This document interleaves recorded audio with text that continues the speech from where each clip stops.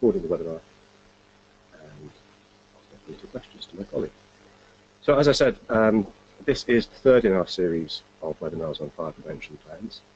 I'm joined today by Sophie Crosswell, who's a consultant here at Eunomia, who's done a number of projects on fire prevention plans, including delivering training in Wales on how to implement those plans, and by Emma Tilbrook, who's a senior consultant specialising in operations and has been working on operational considerations from the design of a site for a local authority right through to the recent submission of a fire prevention plan.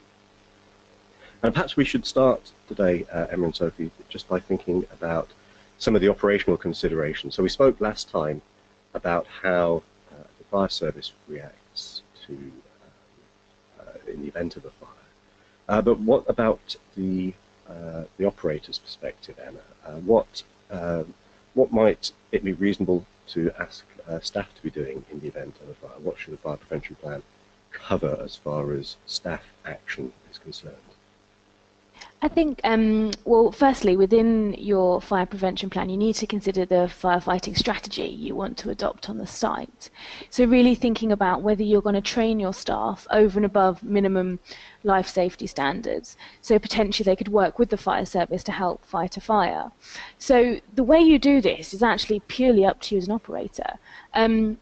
In terms of what you're asking your staff to do, but there are things you need to consider. So effectively, if a fire does occur on site, we'll need to think about basic things like actually who's going to turn the electricity supply off, who's actually going to call the fire brigade, because not all fire systems naturally just pass straight through to the fire brigade. So there are a number of roles which need to be considered in the event of a fire. So it's really about making sure that everyone is aware of their responsibilities, knows what they need to do in the event of a fire, and also that they're trained to do so, making sure that training is up to date and delivered to the right standard. There are a number of ways to do this, but really within the fire prevention plan you should consider not only the training and what you're going to deliver, but also how you're going to test that and make sure that's up to date. So things like regular drills, making sure that if personnel change or personnel move on, they understand what their responsibilities are, and potentially involving the fire service as part of that process, really making sure that actually in the event of the fire your plan does represent best practice. So what sort of different approaches might there be in the event of a fire? What sort of options are there open to an operator to consider, and what sort of specific actions might they be doing to try to reduce the effect of the fire? So there's a number of things which could be considered as part of the firefighting strategy. One of them might be to try and reduce the inventory of the fire. So what we mean by that, and I don't know if Phil might have gone over this in previous sessions, but is actually if you've got a stack or a pile on fire, reducing that amount of effectively the material available to burn. Now, that would only be done under the direction of the fire service, because the last thing anyone needs at that point is lack of control around actually a very dangerous scenario. But that is definitely something which could be potentially quite easily done by operatives well out of the way of a burning stack. But if you are ever going to consider potentially using your equipment next to a fire, it would need to be fire resistant. Now, as standard, that is a really expensive piece of kit that you would potentially put into a depot. So definitely consider whether your equipment is suitable for the task you're asking it to do. If you've got a quite extensive fire that might be burning for a number of days, if you don't have that kit on site, actually could you get hold of that kit? Is there people that you could bring in who are trained to do so? But definitely I think reducing that stack size, reducing that ability of the fire to be able to spread. The other things which need to be considered in terms of supporting the fire service in their role is actually being able to identify the person on site that has all the information for the fire brigade. Obviously, as part of the plan, you'll be able to provide things like drainage plans, the amount of waste on site and the type of waste on site and where it's located. But really having someone there that really understands that site, exactly where everything's moving, it will really help the fire brigade, because at that point they are trying to look at how they can deal with that situation most effectively. One of the things that people might want to consider is the use of a quarantine area in that sort of setting. And Sophie, I mean, is there anything that we can say about the strategy and how that might play into the use of a quarantine area? Yeah, so the guidance actually specifies that you need to provide a quarantine area which is 50% of your largest waste pile. So that's quite a bit of space on site, and they do allow some flexibility in where that is located. So it doesn't have to be one fixed area that's always available for that. You can have several sites, but one always has to be clear or be able to be cleared in less than an hour. How you could use a quarantine area, there's two standard approaches, and again it does depend on what you want to do as an operator. The more favourable one from my experience is to have a quarantine area that only receives unburning material. So as Emma was saying then, to work with the fire service to reduce stock inventory of a pile, to remove the fuel to an alternative area of the site, to basically reduce the burn time of a pile if controlled burn or is the preferred firefighting approach. So that's one option, and if you're moving unburnt material to the quarantine area, you don't have to worry about firefighting water in the quarantine area, drainage issues containing that firewater, so that is a slightly easier approach. The other firefighting approach that can be used is to move some material that either you think is fully extinguished, but you just want to check before you move it off to storage, so sort of more of the cooling down. You could use a quarantine area for that, but then that is likely to have some firewater runoff, and again you can use it for damping down material to stop the spread of fire. So there are several ways you can go. I think from my experience the preferred approach has been to only put non-burning material in it to reduce a fuel source, but it depends on what your site's like, how space constrained you are, and that's really worth getting the fire service involved in that at that stage, because if you're thinking about putting in a quarantine area with no specialist drainage or anything to deal with the firewater, and the first thing they want to come and do is to dampen down material in your quarantine bay, then you could already get yourself into a sticky situation with not being able to control the firewater runoff from your fire. So yeah, they're the two approaches, but you need to think about it fully in terms of what material you're storing, your space constraints, and the fire service preferred approach.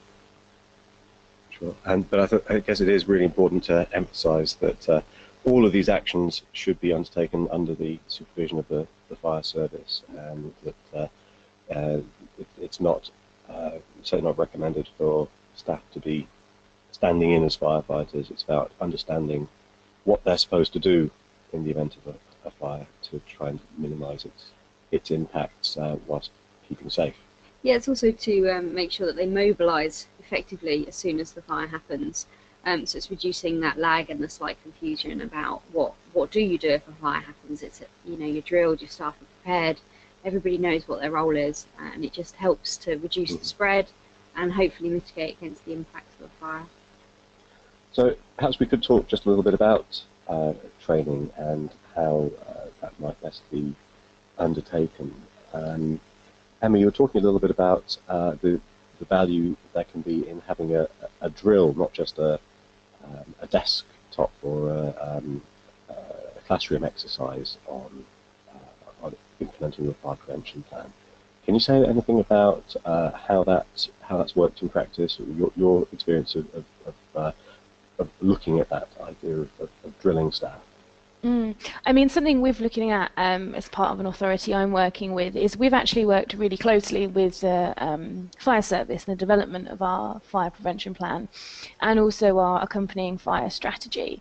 So as part of that, we've actually walked the fire service through our plan in terms of how we potentially would deal with fire, and have agreed that as part of when the site's not actually finished yet, when it's built, we would actually obviously go through that training process with our staff, but also then potentially bring the fire service in as part of that, so they can actually run a drill on the site and get familiar with the site as well.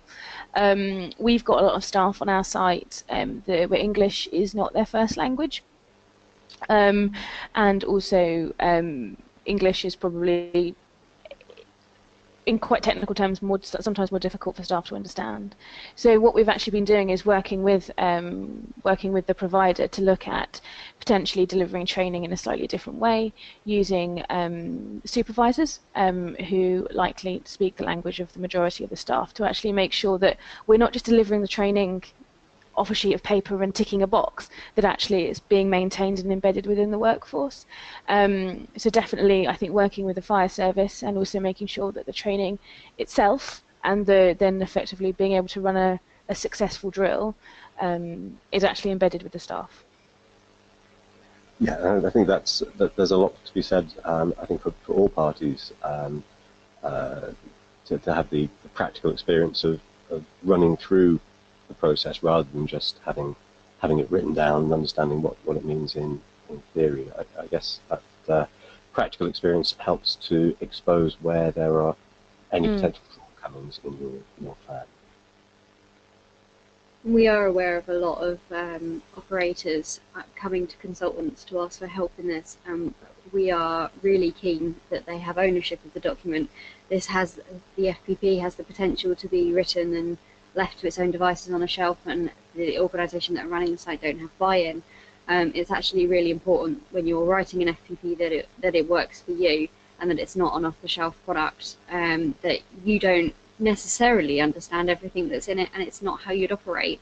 As I've said before, but I'll reiterate it again, this is a permit condition, so it does need to be right, and you need to be operating within your FPP, and that includes embedding it in your everyday operations and making sure that you are up to scratch on what it's requiring. You don't know if you have to be wary if someone else has written your plan that it doesn't include this line that's going to catch you out, that they've tied you to something that you're not necessarily aware of, and that's a really careful process, and it really is key that this is part of your everyday operations on site. It's like your operational plan, your management strategy.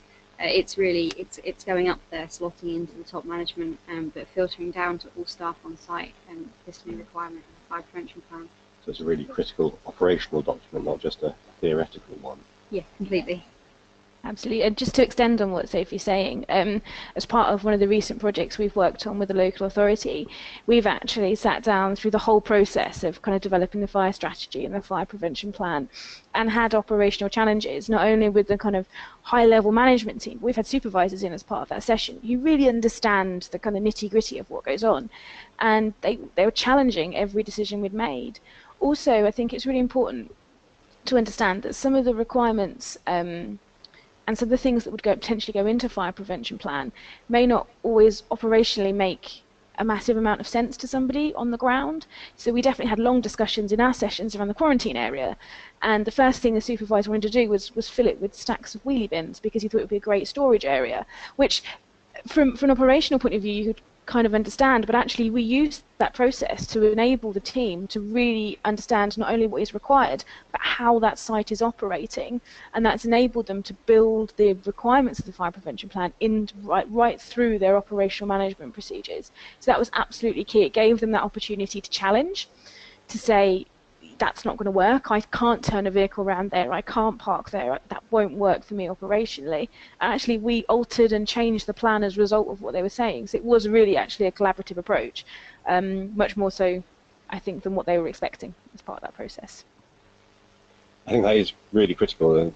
We're talking about a site that's in day-to-day operation, which will have loads going on in it, that will not be a static location. There's material and vehicles and skips moving around, containers of all sorts of different kinds. And I suppose that kind of brings us on to the question of I guess, what happens when, in the event that a fire breaks out. And there's quite a lot of thinking to do very quickly about adjusting your operations to enable you to prevent more problems than you need to have. You might well be receiving more material onto the site or expecting to do so during the course of the day. What can we say about what happens to the waste that would ordinarily be received on the site? So I think from a very operational point of view, if you're in a position where your site is on fire, having more waste turn up to that site, it's not necessarily going to be able to receive it at all or particularly quickly. In the case of a local authority, potentially we could have this issue where we've got a snowballing effect. As an operator or as a local authority, they're trying to deal with a fire. We then have a situation where vehicles can't tip, collections can't be made. So we've got this double-headed problem starting to occur. So what we've put together in support of some of our local authorities is actually really strong contingency arrangements. We actually developed them anyway as part of our normal business continuity plans for them, in the event that for any reason they couldn't take waste onto the site. So actually have firm, the process is actually the last stages of negotiating firm contractual relationships with a local reprocessor. So in the event of a fire, that material can just be diverted straight off. What would need to be considered as part of that is actually, can that site take that material? What type of vehicle are you tipping? That's one thing to be considered. And in some cases, actually, can there be a reciprocal arrangement with another authority? If you've got a neighbouring authority or a neighbouring borough, which actually in the event you could tip there, they can tip with you. Obviously, if you're a bigger operator, you may have other sites in the area. But actually, some of these processes should form part of basic continuity and disaster recovery plans, and can just be applied to your fire prevention plan. I think that it's really critical that you're not making the situation worse, and that you've got a clear path for any fire vehicles or other vehicles that need to get onto site. Yeah. And being able to prove, when you've got an arrangement like that in place, being able to prove that and submit it to the EA to support your application just shows that the level of thinking that you've done when writing your fire prevention plan. If you just say, I'm going to take it to Bob's around the corner, that doesn't mean very much. They might not necessarily know that there's a waste operator there, but as Emma said, being able to say that this operator has so much capacity, and in these circumstances they would be willing to fill this capacity with our material, that just helps. And if you could even get like a letter signed by the other operator, it just shows that you've had that conversation and you're not taking it for granted. It comes back to the same thing we were talking about with Phil, and if you want to use a lake or a river as your water supply, that you've actually got the agreements in place. You're not just going to pop down with a pump and start extracting water that you actually legally have no right to take. So it's just making sure that all your chickens are in a line, basically, that you've got all your bases covered, and that you're not going to have 15 trucks waiting to tip as your fire engine's trying to enter the site to actually address the fire issue. And you clearly also need good communications in place to enable you to let your operational crews know that we're implementing the contingency plan.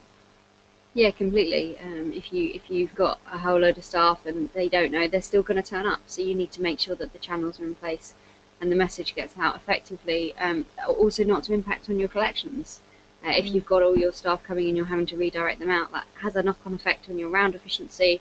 And that's not good commercially, and it's probably not very good for customer satisfaction either. So this is very much an industry that never stops, and we just have to find alternative solutions.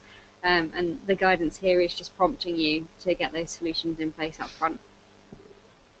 And talking of managing material, I suppose it's not just the new material arriving that you need to be actively managing, but also the material that's been on site. I mean, that's one of the key ignition sources for fires. I don't know, Emma, whether in coming up with your recent fire prevention plan, you looked at active material management. What sort of considerations you might have put in place there? Yeah.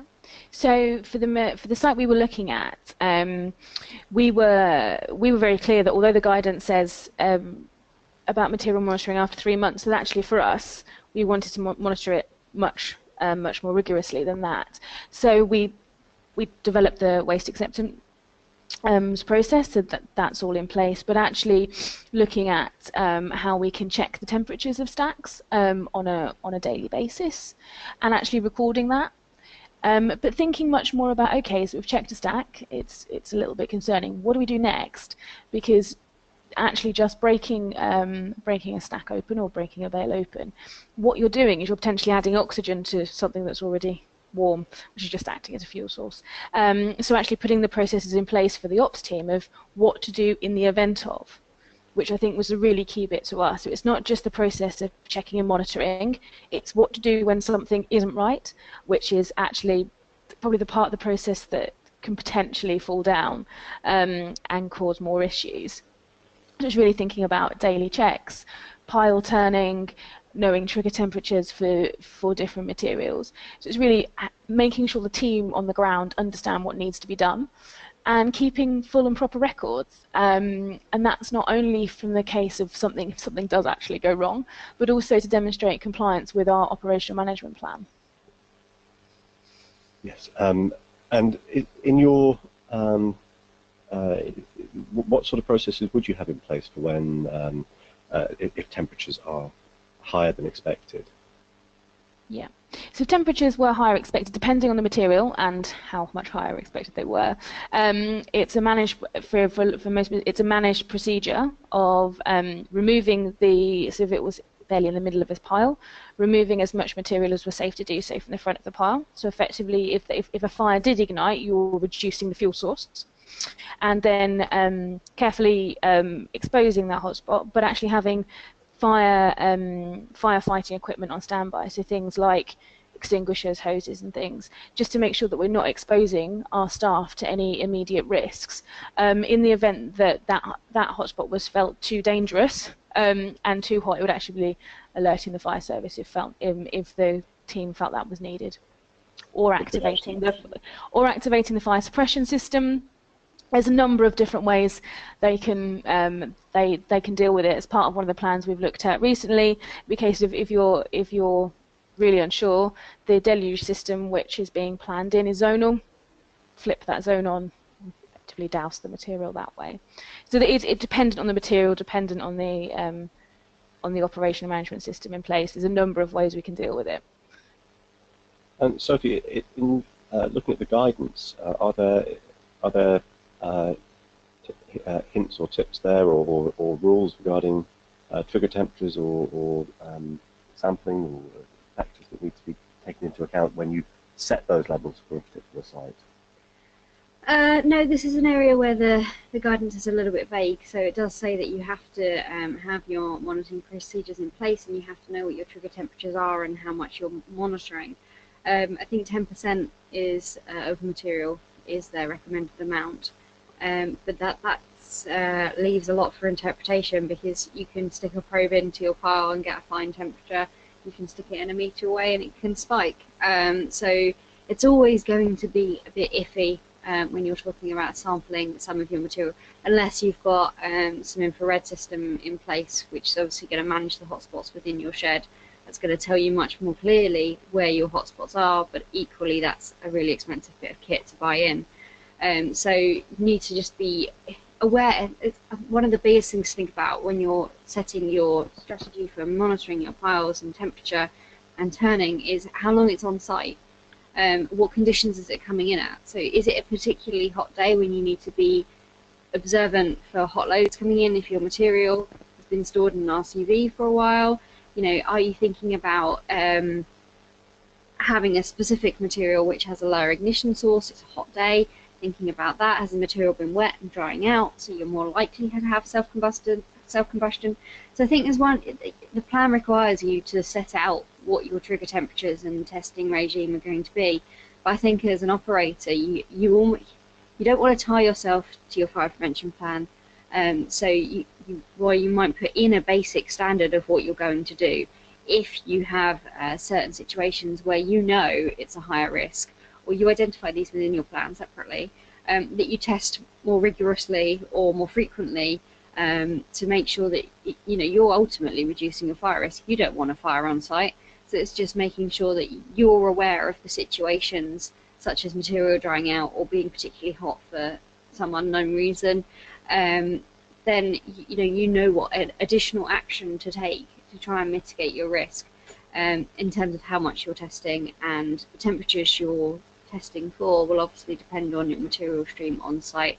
So it's being aware of what are the ignition temperatures or potential ignition temperatures for each of your material streams, making sure your staff know that when they're checking the paper that it has to be a certain temperature, below a certain temperature, so they're not just randomly probing, getting some results back and thinking, yeah, that looks okay, but not actually taking into account the relevance to that material stream. So it is about having your staff who are monitoring your waste piles properly clued in to what the potential risks could be and what temperatures they're looking for when carrying out the regime. Okay, that's So that there's quite a lot of active management to do and some technological fixes, but they're obviously towards the expensive end of the range of options. I suppose one of the things that all site operators will want to consider, and perhaps Emma, that's something you will also have considered when looking at site design, is how to mitigate fire risk right from the outset, and how to build that into your site planning. I guess it's a bit easier when you're starting from scratch, as you have been, rather than when you're implementing after the fact. But what have you been able to do differently as a result of knowing that you needed to comply with fire prevention plans when it came to site design? Yeah, so we started our site design process about 18 months ago now. And really the regulations and the requirements, it started to become clearer as we were going through our site design process. So we've effectively lived through the what does this mean, how do we implement this thought process. For us designing our site, it was really clear from early on that we weren't just designing a site which complied. We wanted to design a site which actually stood up to a significant fire, and a site which wasn't just going to be okay for now, it was going to be okay in the future.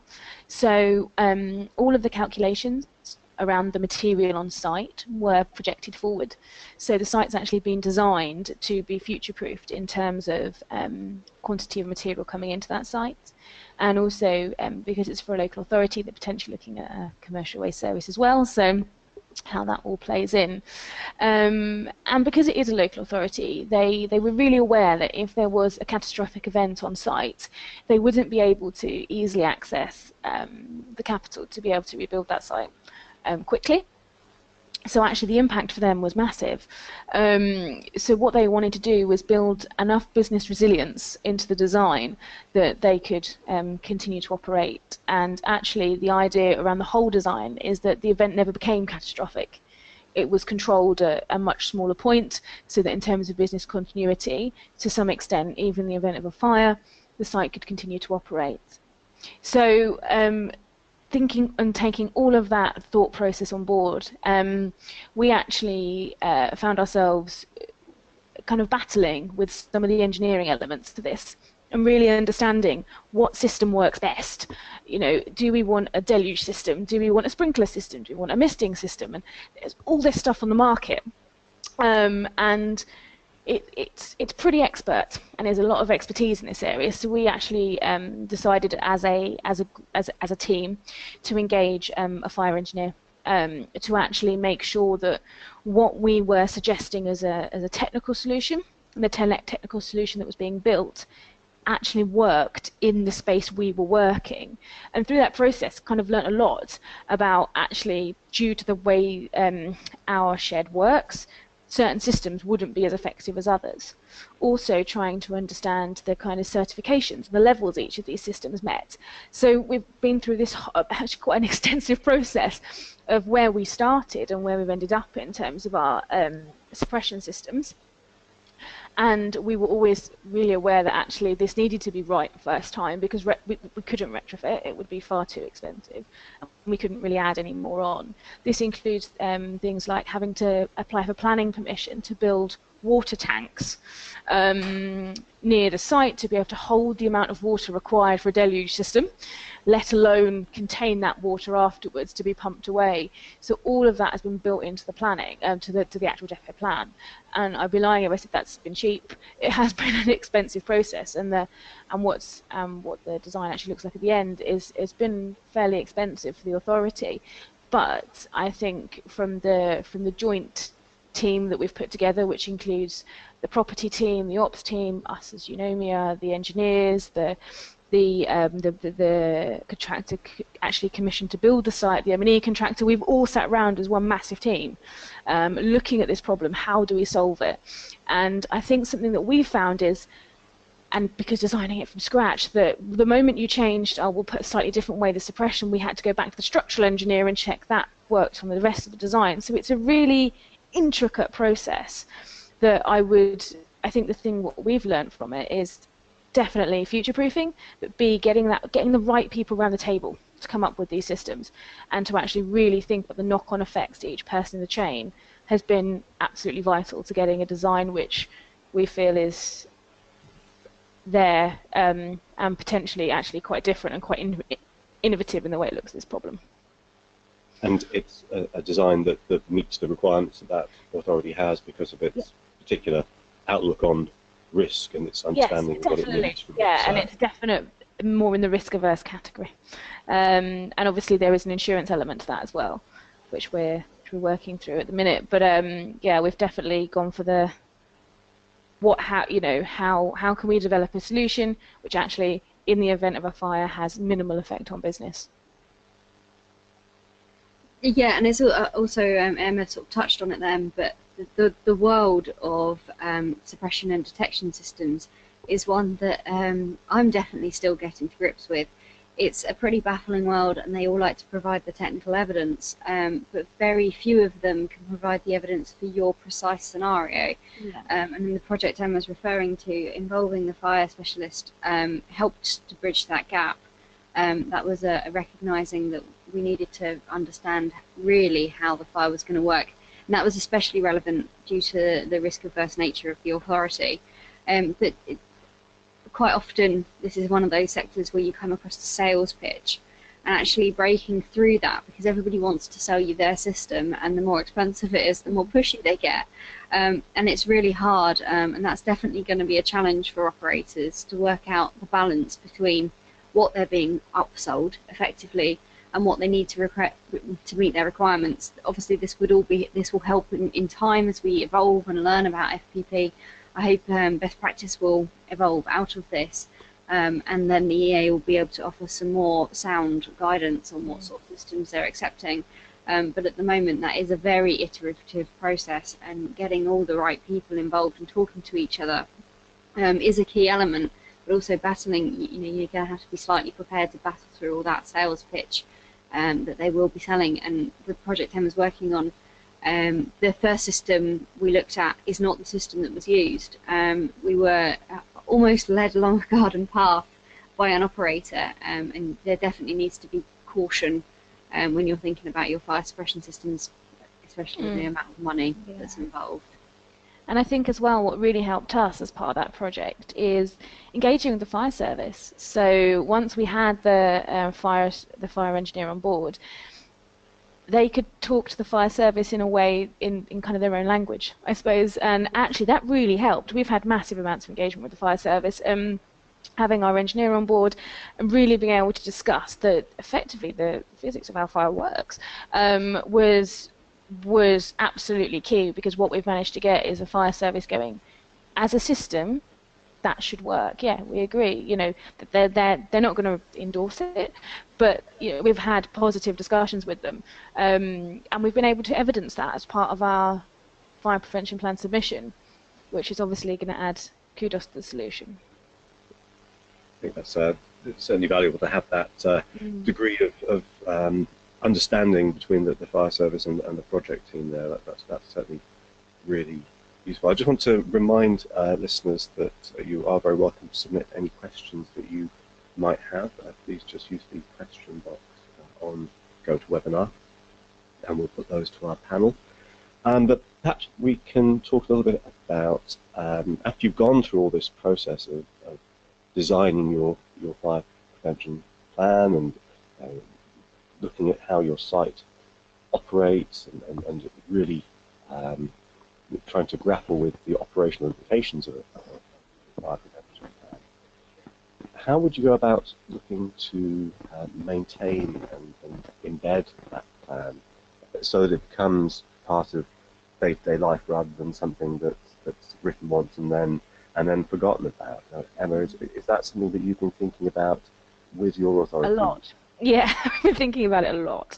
One thing we are acutely aware of is that actually a fire prevention plan is one element of a number of operational procedures and a number of requirements that the ops team have to comply with, along with permit regulations, other parts of the permit planning.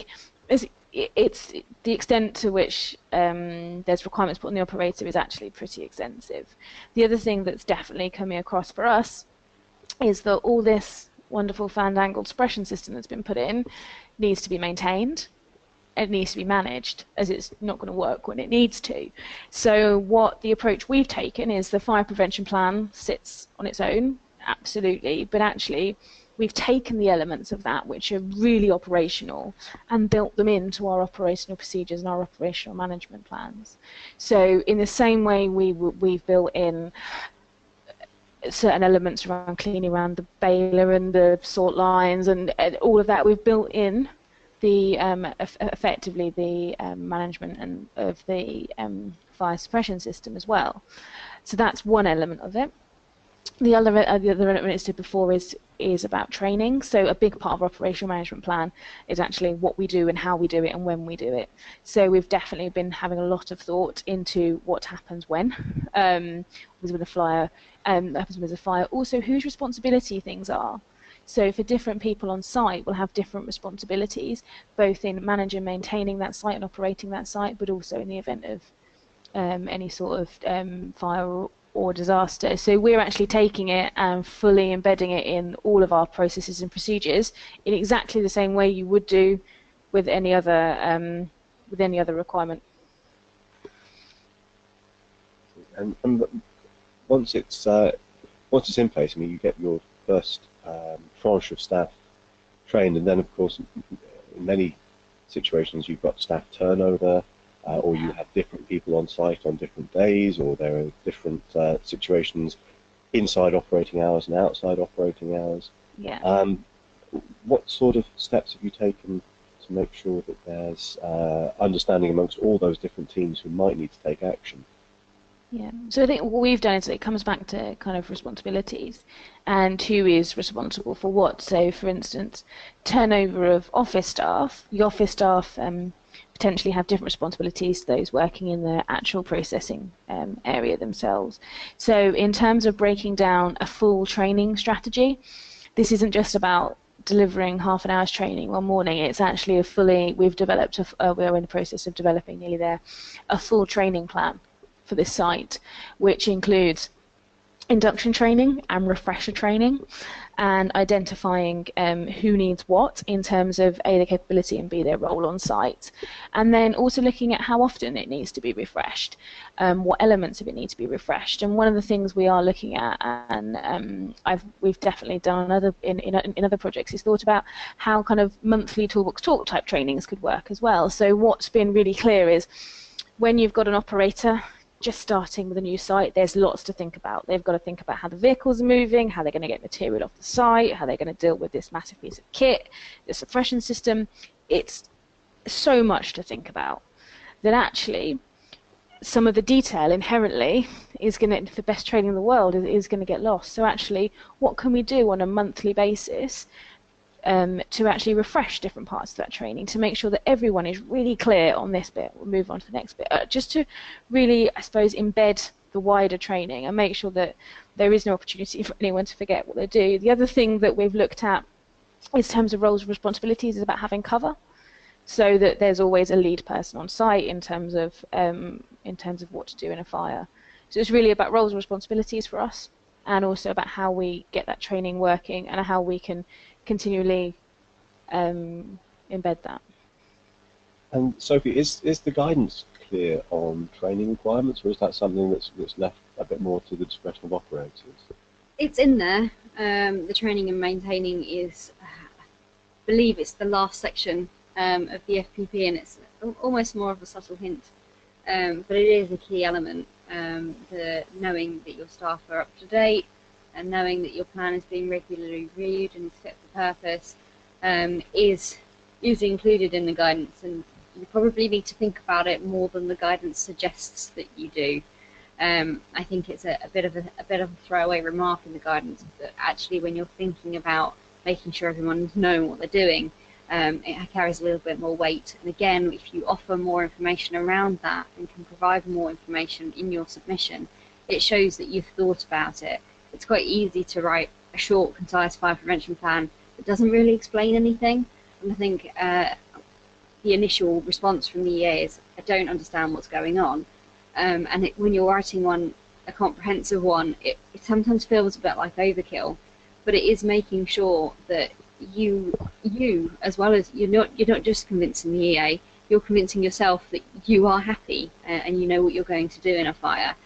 And that is an extra element which I think sometimes gets a little bit lost in the guidance, especially in the process of I just want this permit, or I've had a fire and I need to show the EA that I'm thinking about all these things. It's quite easy to drop one of the 17 balls you're juggling at that point.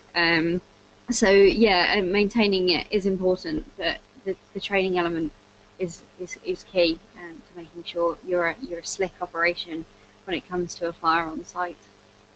So we have a question from a member of the audience, and very nice, simple, straightforward question. How do we balance the costs of implementing a fire prevention plan against the benefits as far as fire risk mitigation are concerned?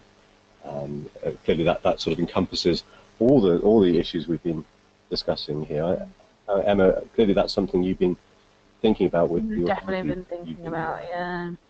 So it was pretty clear early on for us that actually the budget we'd initially looked at for the development of this wasn't going to be enough. We picked that up as a project team pretty early on, that actually trying to find a system which did what we needed it to do. And Sophie mentioned went down a garden path one way and came back again. So it's a really difficult balance actually, and I don't know if there is a kind of golden bullet or a ratio. Certainly, it was something that we engaged quite heavily with kind of chief executive level actually, around getting some guidance on where do you want us to go with this. There's an element we need to do in terms of compliance. This is what we need to do to comply. However, this is the cost of doing that. And this is the potential cost of the solution we're looking at. Here's the advantages. So we actually built up a bit of a business case around it, really trying to measure and quantify all of those elements. But we were lucky in the sense that they were extremely supportive. But I think for us it was really getting that engagement at the most senior levels of the authority really early on. So it's actually, I don't know, there's many chief executives around the country who can talk to you about the fire prevention plan guidance, but this one definitely can. So definitely getting that engagement for us helped us with that business case. It gave us that strategic direction to help as a team understand where that risk profile sat, which is ultimately about that balancing act. But it's, I would say, definitely erring towards more expensive than it has been in the past, because it's just not something people have considered. Yeah, the fire prevention plan guidance is definitely introducing additional costs. It doesn't matter how you look at it, it is going to add costs to operations in terms of a little bit more time spent on fire and training people and fire watches and making sure people are clued up. But it's also the kit. If you're operating within a shed, the guidance pretty much tells you that you need a detection and suppression system. But it's so scalable. You can have a system that's smaller, you can have a system that's massive. You can go belt and braces, or the minimum you can do to get a permit. That line is hard to define at the moment. It's not clear from the EA what the minimum standard is, and I guess in some respects they don't want us to know. They want us to all be trying their best to reduce the fire risk.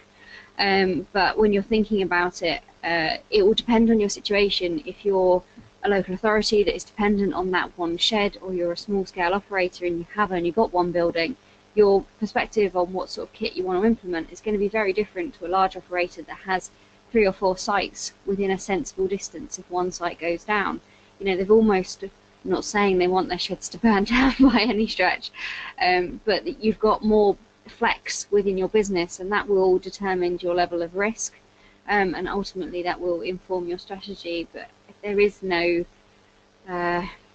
ratio to solve this problem at the moment, and it is a site-by-site basis and evaluation on your circumstances and what solutions you can look at, it will depend on how much material you're storing.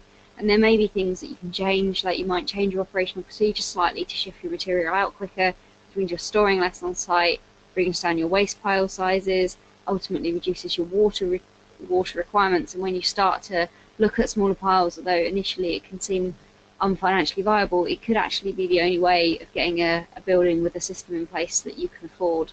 So it is really about balancing those options, and that's a very fine line and is a project by project basis. Yeah, there's no simple, straightforward answer. It's something that each operator will need to engage with and understand the implications of their particular circumstances, how much capital they have available to put into this, and how willing they are to change operations to reduce fire prevention costs.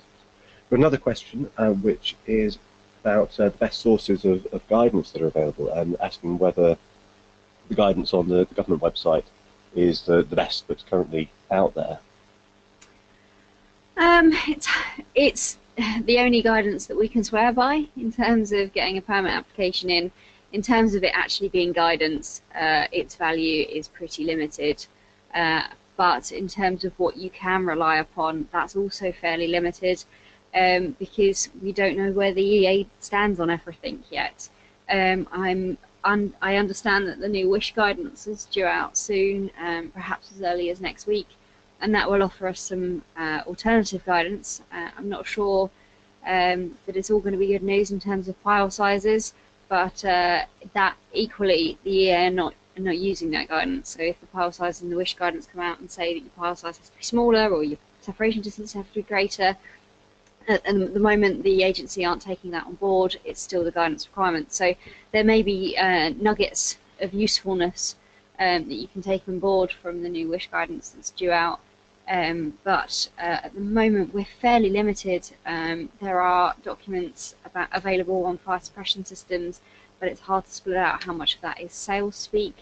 It's really a case of working out what you might want to do and then researching in that area.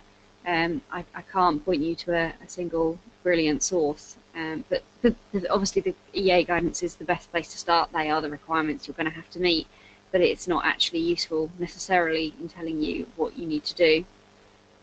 It's a tricky one. Yeah, just more guidance on how to meet the criteria rather than or guidance on what the criteria are rather than how to go about implementing it. Yeah. So it's all rather tricky, and until we've got more track record of what has been deemed an adequate plan and what hasn't, we are going to be a little bit in the dark. Yeah, and it's also moving towards, as people install these systems, we're actually going to get a better evidence based on what happens when there is a fire. You know, at the moment, a lot of people are looking to install this new kit into an industry which, you know, generally hasn't had much suppression and detection other than fire watchers on site. So it is going to get there, but unfortunately those that are being pushed to do it first are leading the way at probably costly reasons. So eventually this will improve and we will know what systems work better in which situations. You know, if you're storing plastics, if plastic bales especially, deluge systems may come out as the shining star, whereas if you're storing paper, perhaps it'll be sprinklers. That's all hypothetical thinking. There's no evidence to support any of that. But you know, we are going to get there eventually, but it is going to take time. It's going to take operators installing these systems, and then it's going to take having fires in those sheds despite their best interests. So it is. We are very much in the early days of this, and we will see the results come out in the next probably 5 years. We'll start to get a real feel for how this is going, and hopefully we can do our best to interpret the information we've got available until that point. Well, we've got more of a suggestion than a question from the audience, which is that somebody, perhaps one of us, should be writing a book on this topic and provide a bit of guidance. So if anybody out there would like to encourage Eunomia to do that, we'd be very happy to hear from you. But I think, in all seriousness, there is a real challenge actually in providing definitive guidance at the moment, because we simply don't quite know what the regulators will require. But we have been able to provide quite a bit of training on the topic, and that's something that we can make available to people. Yeah, I suppose the main thing is at the moment, because of all the uncertainties, we're just trying to help you to think about the issues that you do need to consider. And I don't think the guidance necessarily helps with that, but as a starting point, if you make it about yourself and where you want to go, that's definitely what we've learned. You can't write a plan submit it to the EAM and pray it works for the operators. You actually need to start with how this site works and then work up to the guidance. And it's a tricky journey, and for each site it has been a different journey, and the endpoint has varied. I can't say any of the fire prevention plans I've written have been identical, but so at the moment, whilst the definitive guidance is lacking, we really just want to help you to start thinking about the right issues, and to do it the right way around, and not tie yourself in knots with trying to just tick the box to get the permit, which ultimately you can't operate under. So yeah, it's still a tricky world, and we're still learning. Okay, well, I think that's probably where we'll look to leave this third in the series of webinars. Thank you very much to all our attendees. As I said, there will be this webinar will be available to listen to again if there are any nuggets that you feel that you missed. That will either be through GoToWebinar or via YouTube. Please do feel free to share our YouTube videos with any of your colleagues who you think might find them useful as well. But it just remains for me to thank our panel today, Sophie Crosswell and Emma Tilbrook, and thanks to all those who tuned in. And goodbye.